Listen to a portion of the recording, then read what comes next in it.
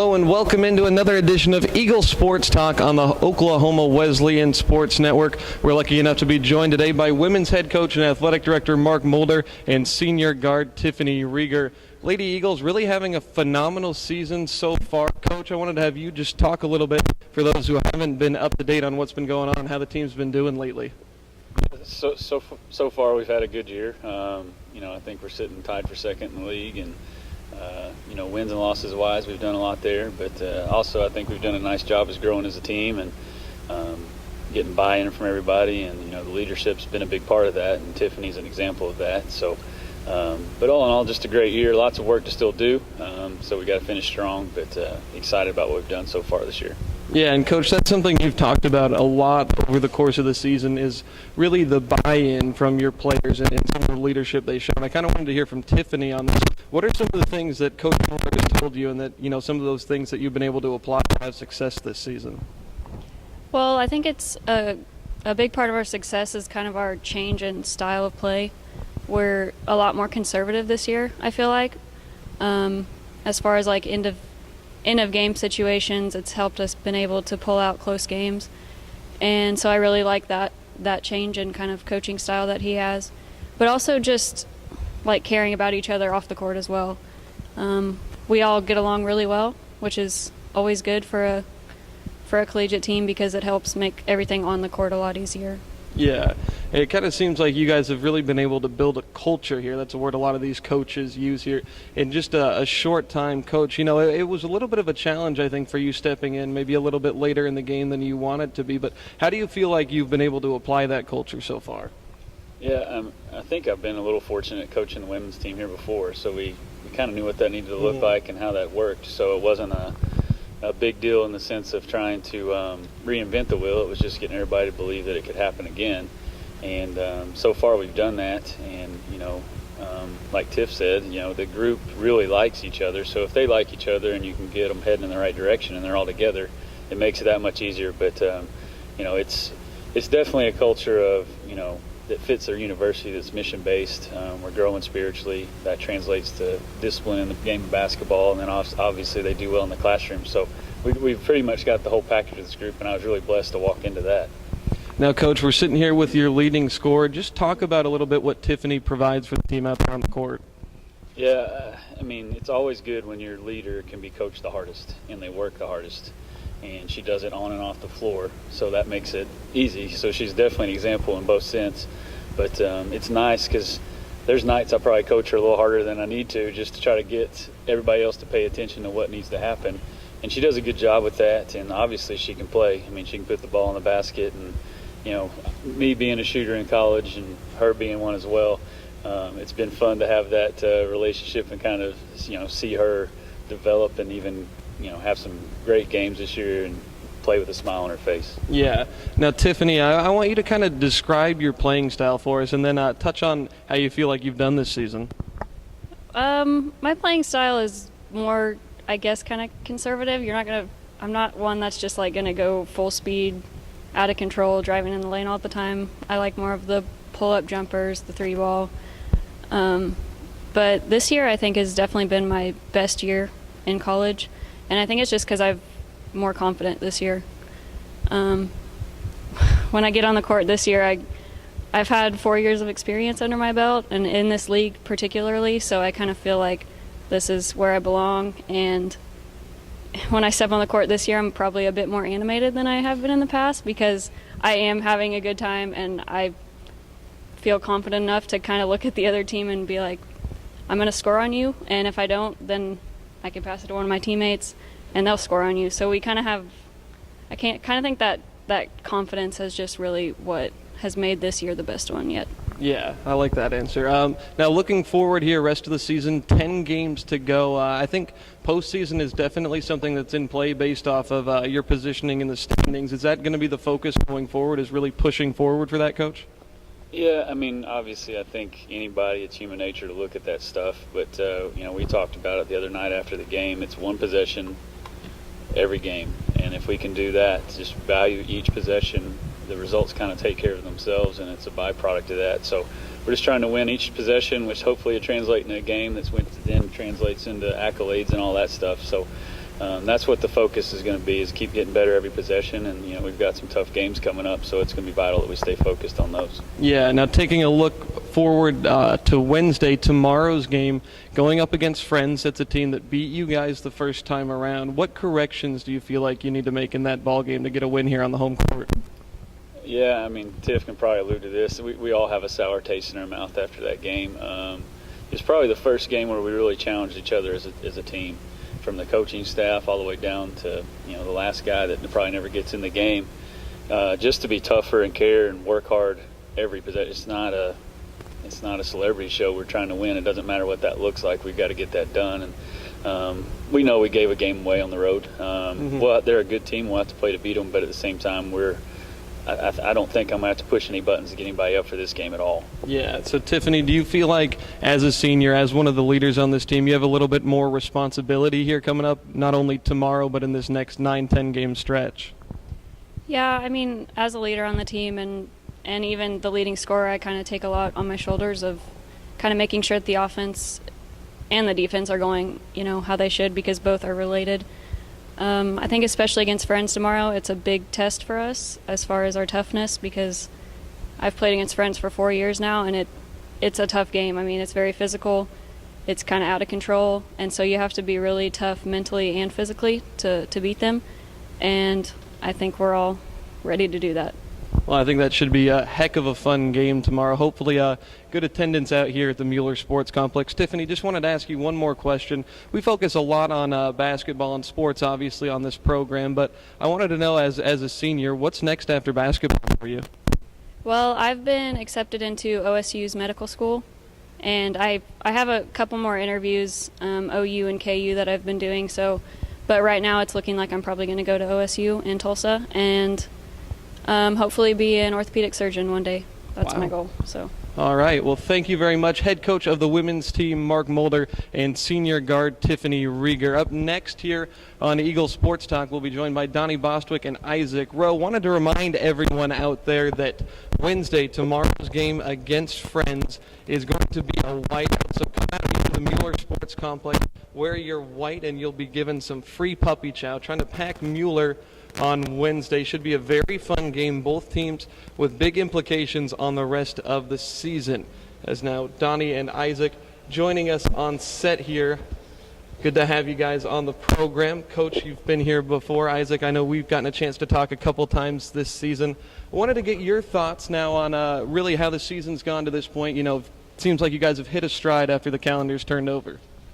Yeah, first year back, trying to get everything, get our team to become a close fit in the family, and all the details it requires. It's an amazing challenge, to be honest with you. Done it numerous times. I'm really proud of these guys. We had a good start, hit a little lull there where, just close games. We lost, all 6 games we've led, I think, or been tied with 5 to go that we've lost. And so that could really take your heart out of, like the wind out of you and everything. For whatever reason, a call here, a play there, Instead, in Christmas we added Josh, which has been a big asset. We've had some guys come through some injuries. And so, went 6 of our last 7, I think, including the win over Missouri Southern and that and stuff, and playing a lot better, and looking forward to this week. Big challenges ahead of us, but we have a chance to play ourselves into a good situation. All right, Isaac, I wanted to ask you, how does it feel waking up knowing you have more wins than the temperature outside? I see you're a little bundled up there. I don't know. I'm a Texas boy, so I'm not used to this cold weather, but I guess we're just going to continue to play. I feel like this is just a setup to make something greater. All the close games that we lost, it prepared us for the tournament, so I think we'll be fine. Do you feel like you've had a good season by your own standards? What kind of standards do you hold yourself to in terms of personal play? Personally, I think I've had an average season. I mean, I have some good games, but I think my standards are pretty high for myself, so I would like to get even better than I can right now. But my personal standards right now is not the focus. I really just want to win games. So whatever it takes to do that is what I'm focused on right now. I think that's a good attitude to have. Coach, I kind of wanted to have you describe Isaac. I think he's one of the more unique players players really in the conference with just, the size he has, the ball handling ability he has. I think it's just a very unique skill set. How do you coach a player like that?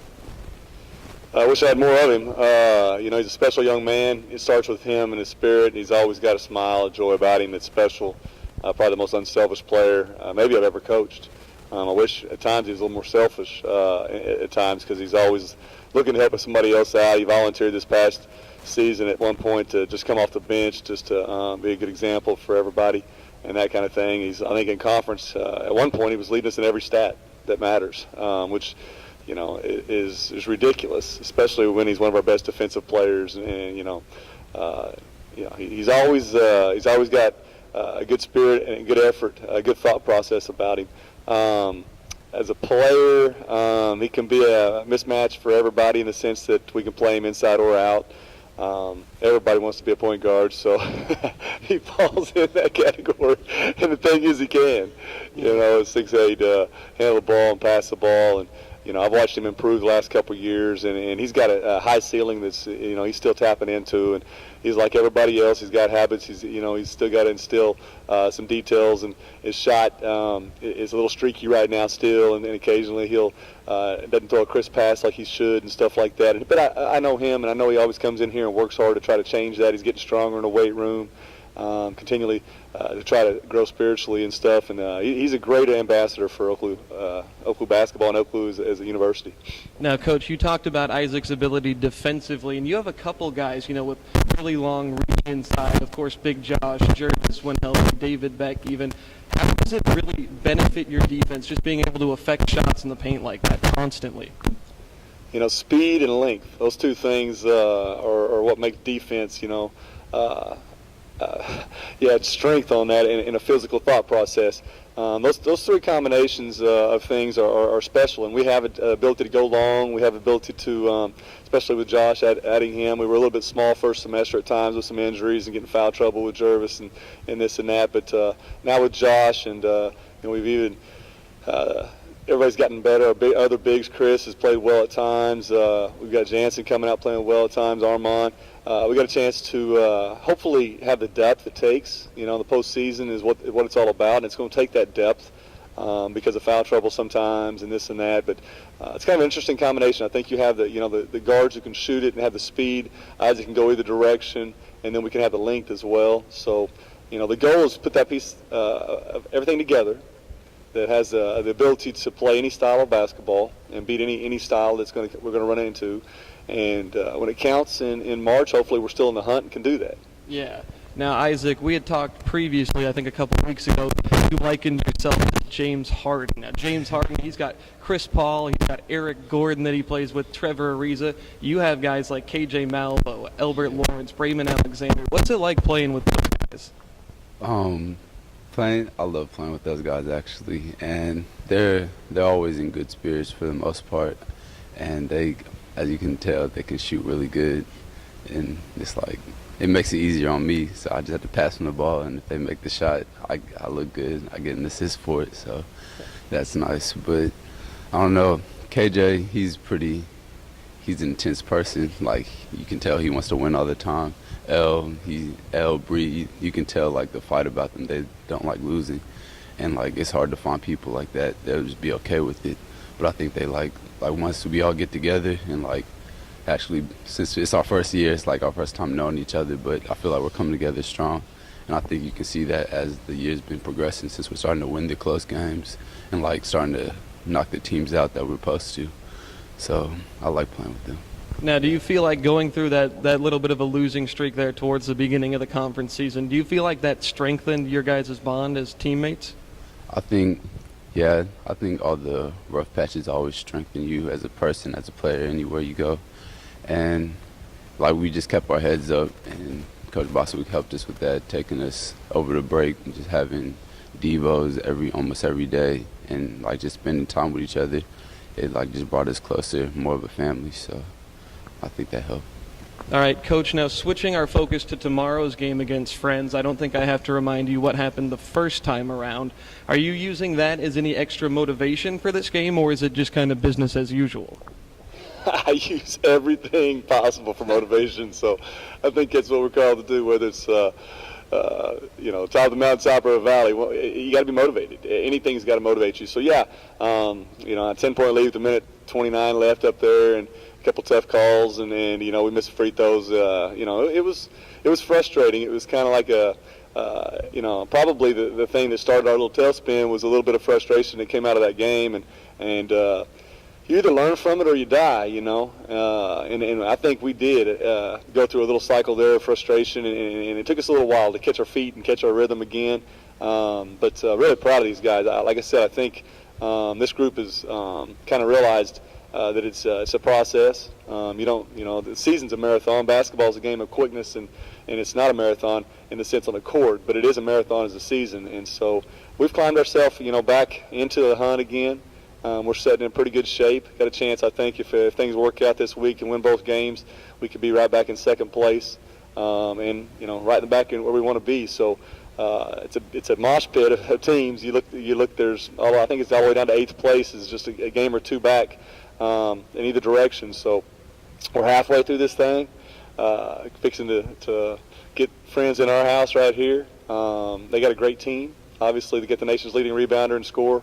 And he makes them tick, but Coach Faber does a great job. Been there a long time, been in the national tournament numerous times. His kids get after you on defense and play hard, and they play good team ball. They're just coming off a good win at home over St. Mary's, won handily, went to Ottawa and won handily. Them and Southwestern had a dogfight. It was a battle the whole game through. Southwestern was able to pull away there late, but it's going to be a big game. We need a big crowd and a lot of fun out here at the house with their students back finally. Yeah, that definitely is going to be nice having a better crowd here. Isaac, I wanted to ask you just one more question. You obviously mentioned going to the postseason is a huge goal, and I think that's something Coach Bostwick set out really from day one, from the beginning of the season here. So how do you as a team, as one of the leaders of this group, how do you go out and make that happen? To get to the postseason, we have to just stick to the details. Because we have more than enough talent. It's probably the most talented team I've ever played on, personally. So it's not a talent issue. It's just a detail issue. Because the guys I play with, they'll play hard for the most part. They'll do what it takes. But sometimes we just lose focus. And if we keep our focus, and what was that? What were we going for? Head of steam. We watched a video over it. I think it's something motivational, but yeah, we just got to keep this streak going, and I feel like we could win the rest of our games, and that'll put us in a good spot. Plus, I really want to beat Friends, because that's been in my mind for the last 4 or 5 weeks, however long it's been. So I think the postseason, I know we can get there. We always pull it off somehow, just with faith. So it's not about making it, though. I'm tired of just making it. I actually want to go deep and actually win a championship. And I feel my years are running low, so I got this year and next year. By then, I hope I do something special before then. Well, you got to make the most of it then. Isaac, Coach, looking forward to the next 10 games. Hopefully, we will see both Eagle basketball teams in the postseason. Donnie, Bostwick, Isaac, Rowe, thank you so much for joining us on Eagle Sports Talk. That'll do it for the first episode here in the new year. Be sure to come out here to the Mueller Sports Complex tomorrow for a doubleheader against Friends starting at 6 o'clock. If you can't make it, you can catch it on the Eagle Sports Network, also on the radio, 99.1 FM and 1500 AM KPGM. That'll do it for another episode of Eagle Sports Talk. My name is Max Gross. Thanks for watching.